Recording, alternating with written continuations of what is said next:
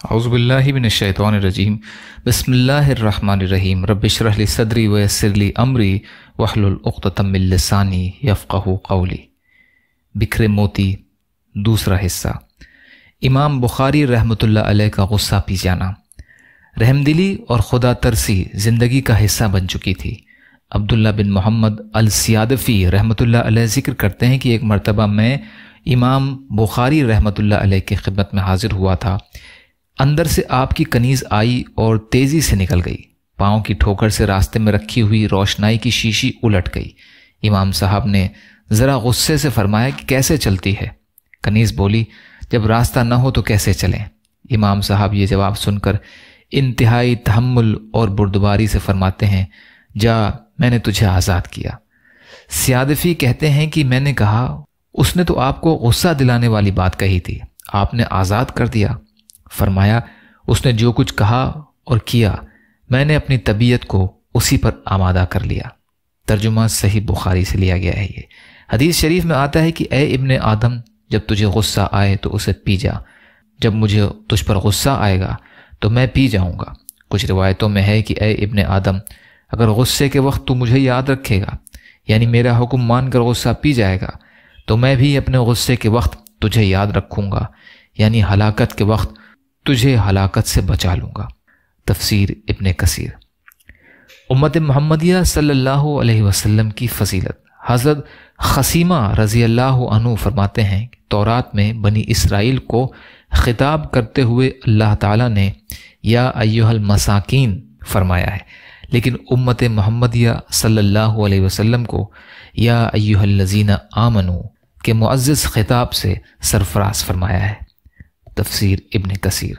حضرت عمر بن عبدالعزیز رحمۃ اللہ علیہ کی دعوت پر ہندوستانی راجاؤں کا اسلام قبول کرنا۔ عمر بن عبدالعزیز رحمۃ اللہ علیہ نے ہندوستان کے راجاؤں کو 7 خط لکھے اور ان کو اسلام اور اطاعت کی دعوت دی اور وعدہ کیا کہ اگر انہوں نے ایسا کیا تو ان کو اپنی سلطنتوں پر باقی رکھا جائے گا اور ان کے حقوق اور فرائض وہی ہوں گے جو مسلمانوں کے ہیں۔ ان کے اخلاق و کردار کی خبریں وہاں پہلے ہی پہنچ چکی تھیں، اس لیے انہوں نے اسلام قبول کیا اور اپنے نام عربوں ہی کے نام پر رکھے۔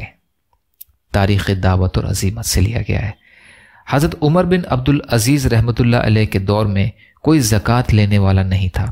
یحییٰ بن سعید رحمۃ اللہ علیہ کہتے ہیں کہ مجھے عمر بن عبدالعزیز رحمۃ اللہ علیہ نے افریقہ میں زکوٰۃ کی تحصیل وصول پر مقرر کیا۔ میں نے زکوٰۃ وصول کی۔ جب میں نے اس کے مستحق تلاش کیے جن کو یہ رقم دی جائے تو مجھے ایک بھی محتاج نہیں ملا اور ایک شخص بھی ایسا نہیں ملا جس کو زکوٰۃ دی جا سکے۔ عمر بن عبدالعزیز رحمۃ اللہ علیہ نے سب کو غنی بنا دیا۔ آخر میں نے کچھ غلام خرید کر آزاد کیے اور ان کے حقوق کا مالک مسلمانوں کو بنا دیا۔ ایک دوسرے قریشی کہتے ہیں کہ عمر بن عبدالعزیز رحمۃ اللہ علیہ کی مختصر مدت خلافت میں یہ حال ہو گیا تھا کہ لوگ بڑی بڑی رقمیں زکوٰۃ کی لے کر آتے تھے کہ جس کو مناسب سمجھا جائے دے دیا جائے، لیکن مجبوراً واپس کرنی پڑتی تھی کہ کوئی لینے والا نہیں ملتا۔ عمر بن عبدالعزیز کے زمانے میں سب مسلمان غنی ہو گئے اور زکوٰۃ کا کوئی مستحق نہ رہا۔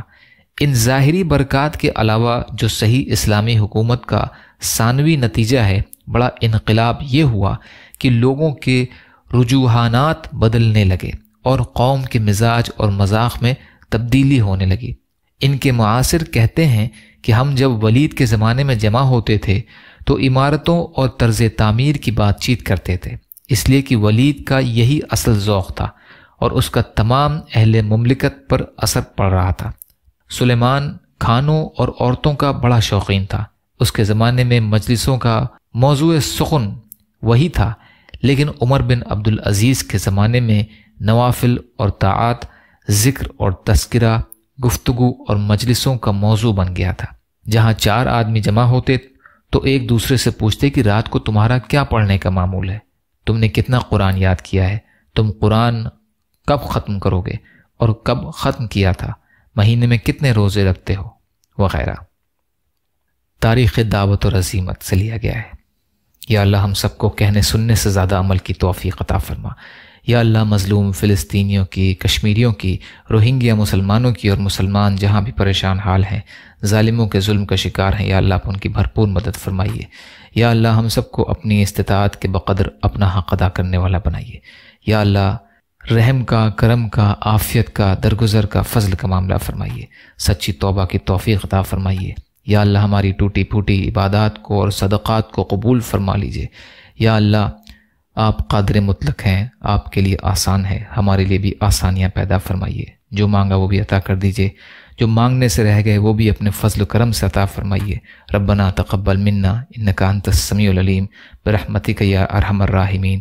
لا الہ الا اللہ محمد رسول اللہ۔ السلام علیکم۔